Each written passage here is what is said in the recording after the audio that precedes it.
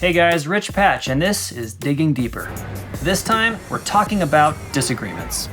How is it that our worldviews can be so radically different, from our neighbors to our friends to even our family? And is there a better way for us to find common ground? Let's find out. To initiate the Big Bang from a singularity requires an extra universal force. So God. Scientists kind of avoid attributing anything to God.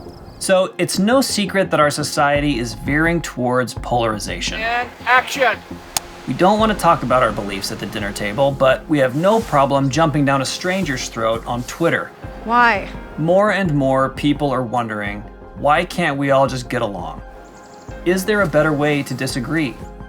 Radiant's new short series, An Incomplete Education, seeks to answer this question with an apocalyptic allegory. Hello! I feel like the best thing that Radiant does right now is tries to listen to the audience and sees what stories are important to them. We thought instead of shying away from issues that are often not talked about, knowing that part of our ethos and mission is to actually talk about things, we thought it is important to then maybe just go to the heart of that. And one of those, of course, is the discussion between science and religion and start the conversation.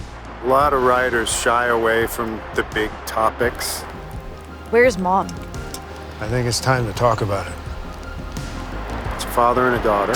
She's 17 and she wants to know, about believing in God and I'm a scientist. Can a father and a daughter finally see eye to eye if they are the last two people on Earth? I'm a professor of theoretical physics. Yeah, at a university that's now deserted.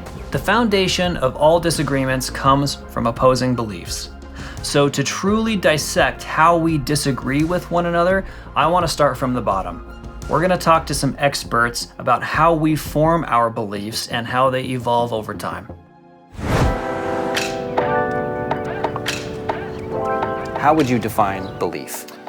Belief is a meaning-making opportunity around truth. And when we believe something, essentially what we're doing is we're putting it out there as a type of truth for us or for the world. And so for me, belief is a function of truth-finding, truth-seeking, truth-making. And I think as human beings, we are wired to search for truth in our life. How are beliefs formed? It's funny because beliefs actually they are formed very quickly. So you could have a set of beliefs mostly because your parents had them, right? People's political orientations correlated very highly with their parents' political orientations. Because of the psychosexual crucible of the family in early childhood, the children learn to identify with the values of their parents in order to get their needs met. We tend to take up the values of people that we admire, and it's perfectly sensible that small children admire their parents. So they typically take up their parents' spiritual, moral beliefs. It's fascinating that the people who raise us carry so much influence, even if we're not related. I can't help but wonder, if we form these beliefs at such a young foundational age, can they ever change? And how difficult is that change? Let's say you are a caffeine drinker or you're not.